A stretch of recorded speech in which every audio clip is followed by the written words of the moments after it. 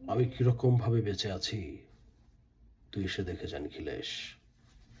এই কি মানুষ জন্ম, নাকি শেষ পুরোহিত কঙ্কালের পাশা খেলা?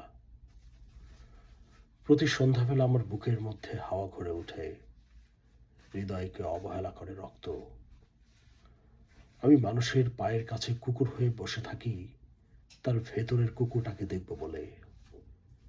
আমি আক্রোশে হেসে উঠি না, আমি ছারপোকার পাশে ছারপোকা হয়ে হাঁটি, মশা হয়ে উড়ি একদল মশার সঙ্গে। খাঁটি অন্ধকারে স্ত্রীলোকের খুব মধ্যে ডুব দিয়ে দেখেছি দেশলাই জেলে ও গায়ে আমার কোনো ঘর বাড়ি নেই।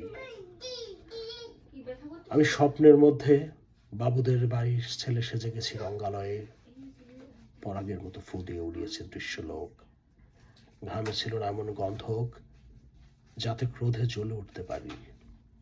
নিখিলেশ, তুই কি বলবি? আমি শোবার ঘরে নিজের দুহাতে পেরেকে বিধে দেখতে চেয়েছিলাম যিশুর কষ্ট খুব বেশি ছিল কিনা। আমি ফুলের পাশে ফুল হয়ে ফুটে দেখেছি তাকে ভালোবাসতে পারি কিনা। আমি কপাল থেকে ঘামের মতো মুছে নিয়েছি পিতামহের নাম। আমি শ্মশানে গিয়ে মরে যাবার বদলে মায়েরই ঘুমিয়ে পড়েছিলাম। নিখিলেশ, আমি এরকম ভাবে বেঁচে আছি, তোর সঙ্গে জীবন বদল করে কোনো লাভ হলো না আমার।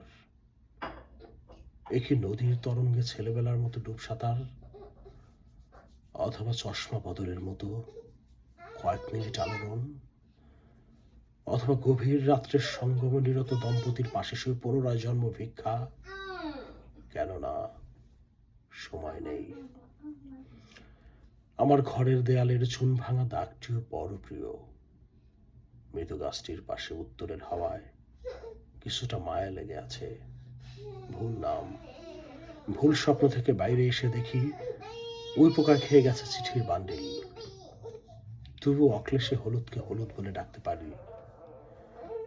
আমি সর্বস্ব বন্ধক দিয়ে একবার একটি মুহূর্ত চেয়েছিলাম, একটি ব্যক্তিগত জিরো আওয়ার। ইচ্ছে ছিল না জানাবার এই বিশেষ কথাটি তোকে। তবু ক্রমশই বেশি করে আসে শীত। রাত্রে এরকম জ্বালতে স্টার কখনোই পেত না। রোজ অন্ধকার হাতড়ে টের পাই তিনটে ইঁদুর। ইঁদুর না মুশিক? তাহলে কি প্রতীক্ষায় আছে অদূরের সংস্কৃত শ্লোক? পাপ দুঃখের কথা ছাড়াই অবেলায় কিছুই মনে পড়ে না। আমার পূজা ও নারী হত্যার ভেতরে বেজে ওঠে সাইরেন। নিজের দুহাত যখন নিজেদের ইচ্ছে মতো কাজ করে, তখন মনে হয় ওরা সত্যিকারের।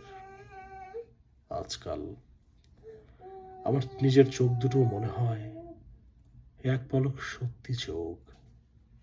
এরকম সত্য পৃথিবীতে খুব বেশি নেই আর।